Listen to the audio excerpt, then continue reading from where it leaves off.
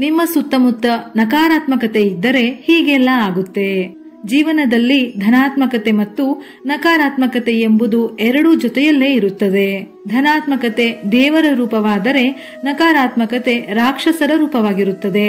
ಮೊದಲಿನಿಂದಲೂ ದೇವಾನುದೇವತೆಗಳ ನಡುವೆ ಯುದ್ಧ ನಡೆಯುತ್ತಲೇ ಇದೆ. ಹಾಗಾಗಿ ಧನಾತ್ಮಕ ಶಕ್ತಿ ಇರುವಲ್ಲಿ ಋಣಾತ್ಮಕ ಶಕ್ತಿಯ ನೆರಳು ಕೂಡ ಹೊರಹೊಮ್ಮುತ್ತದೆ.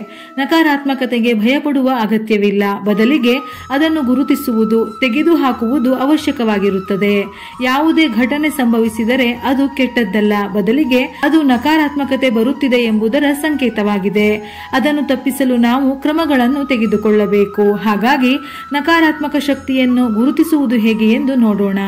ನೀವು ದೇವರನ್ನು ಪೂಜಿಸಲು ಕುಳಿತುಕೊಂಡಾಗ ಯಾವುದಾದರೂ ದೇವರ ನಾಮವನ್ನು ಕಂಠಪಾಠ ಮಾಡಿದ್ದರೆ ಅದು ಮರೆತು ಹೋಗುವುದು. ಮಂತ್ರ ಅಥವಾ ಸ್ತೋತ್ರ ಅಥವಾ ಇನ್ನಾವುದೇ ರೀತಿಯಾದ ಚಾಲೀಸ ಇತ್ಯಾದಿಗಳನ್ನು ನೀವು ಮರೆತು ಹೋದರೆ ಇದರರ್ಥ ನಿಮ್ಮ ಮೇಲೆ ನಕಾರಾತ್ಮಕ ಶಕ್ತಿಯ ಪ್ರಭಾವ ಬೀರಿದೆ ಎಂದರ್ಥ. ದೇವರನ್ನು ಪೂಜಿಸಲೆಂದು ನೀವು ಹೂವುಗಳನ್ನು ತೆಗೆದುಕೊಂಡು ಬಂದಿದ್ದರೆ ಆ ಹೂವುಗಳು ದೇವರ ಮುಡಿ ಸೇರುವ ಮುನ್ನವೇ ಪದೇ ಪದೇ ನಿಮ್ಮ ಕೈಯಿಂದ ಕೆಳಗೆ ಬೀಳುತ್ತಿದ್ದರೆ ಅಥವಾ ದೇವರಿಗೆ ಅರ್ಪಿಸುವ ಹೂಮಾಲೆ ಯಾವುದಕ್ಕಾದರೂ ಸಿಕ್ಕಿ ತುಂಡಾಗಿ ಹೋಗುತ್ತಿದ್ದರೆ ಅಂತಹ ಘಟನೆಗಳನ್ನು ಶುಭ ಸೂಚನೆ ಎಂದು ಹೇಳುವುದಿಲ್ಲ. ದೇವರ ವಿಗ್ರಹ ಅಥವಾ ದೇವರು ಧರಿಸಿರುವ ಆಭರಣಗಳು ಇದ್ದಕ್ಕಿದ್ದಂತೆ ತುಂಡಾಗುವುದು, ನಿಮ್ಮ ಕೈಯಿಂದಲೇ ದೇವರ ವಿಗ್ರಹ, ಫೋಟೋ ಬಿದ್ದು ಒಡೆದು ಹೋಗುವುದು ಇವೆಲ್ಲವೂ ನಕಾರಾತ್ಮಕ ಶಕ್ತಿಯ ಸಂಕೇತವಾಗಿದೆ. ನಕಾರಾತ್ಮಕ ಶಕ್ತಿಯು ನಿಮ್ಮ ಮೇಲೆ ಪ್ರಭಾವ ಬೀರಿದ್ದರೆ ನಿಮ್ಮಿಂದ ದೇವರಿಗೆ ಅವಮಾನವಾಗುತ್ತಲೇ ಇರುತ್ತದೆ. ಇದರ ಬಗ್ಗೆ ಎಚ್ಚರವಿರಲಿ.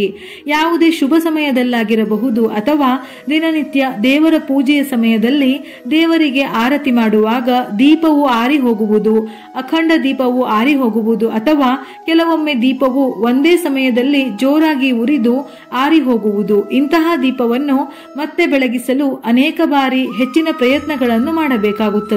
ಇದನ್ನು ಕೂಡ ಒಳ್ಳೆಯದೆಂದು ಪರಿಗಣಿಸಲಾಗುವುದಿಲ್ಲ. ಪೂಜೆ ಮಾಡುವ ಸಮಯದಲ್ಲಿ ಅಥವಾ ಹಣೆಗೆ ಕುಂಕುಮ ಇಟ್ಟುಕೊಳ್ಳುವ ಸಮಯದಲ್ಲಿ ಆಗಾಗ ಕೆಳಗೆ ಬೀಳುತ್ತಿದ್ದರೆ ಅದನ್ನು ಆರ್ಥಿಕ ನಷ್ಟದ ಸಂಕೇತವೆಂದು ಹೇಳುತ್ತಾರೆ. ಕುಂಕುಮ ಮಾತ್ರವಲ್ಲ, ಪೂಜೆಗೆ ಬಳಸುವ ತಟ್ಟೆ, ಅರಿಶಿನ, ಸಿಂಧೂರ ಹಾಗೂ ಹೂವುಗಳು ಕೆಳಗೆ ಬೀಳುವುದು ಕೂಡ ನಕಾರಾತ್ಮಕ ಶಕ್ತಿಯ ಸೂಚನೆಯಾಗಿರುತ್ತದೆ.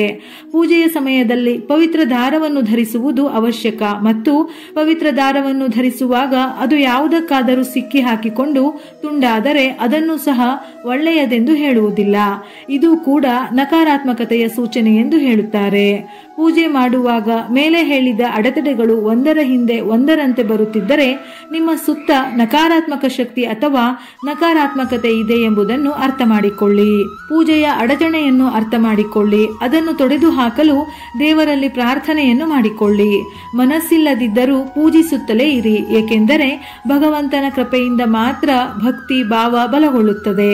ಈ ಅಡೆತಡೆಗಳನ್ನು ತೊಡೆದು ಹಾಕಲು ರಾಮನ ಹೆಸರು, ಮಹಾಮೃತ್ಯುಂಜಯ ಮಂತ್ರ, ಹನುಮಂತನ ಆರಾಧನೆ, ತಾಯಿ ಲಕ್ಷ್ಮಿಯ ಉಪಾಸನೆ, ನಿಮ್ಮ ಇಷ್ಟ ದೇವರ ಆರಾಧನೆಯನ್ನು ಮನಸ್ಸಿಲ್ಲದಿದ್ದರೂ ಒಂದೇ ಮನಸ್ಸಿನಿಂದ ಮಾಡುತ್ತಾ ಹೋಗಬೇಕು. ಅಥವಾ ಇತರ ಯಾವುದೇ ಮಂತ್ರವನ್ನು ನಿಯಮಿತವಾಗಿ ಜಪಿಸಿ. ನಿಯಮಿತವಾಗಿ ಮಂತ್ರ ಪಠಣ ಮತ್ತು ಆರಾಧನೆಯಿಂದ ನಕಾರಾತ್ಮಕ ಶಕ್ತಿಯ ಗುರುತ್ವಾಕರ್ಷಣೆಯು ಕ್ರಮೇಣ ಕಣ್ಮರೆಯಾಗಲು ಪ್ರಾರಂಭಿಸುತ್ತದೆ. ಧನಾತ್ಮಕ ಶಕ್ತಿಯ ಹರಿವು ಹೆಚ್ಚಾಗುತ್ತದೆ. ವಿಡಿಯೋ ಇಷ್ಟ ಆಗಿದ್ದಲ್ಲಿ ಮರೆಯದೆ ಲೈಕ್ ಮಾಡಿ.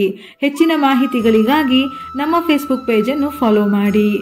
ಇದೇ ರೀತಿಯ ಮನಮುಟ್ಟುವ ಉಪಯುಕ್ತ ಮಾಹಿತಿಗಳಿಗಾಗಿ ಮತ್ತೆ ಭೇಟಿಯಾಗೋಣ.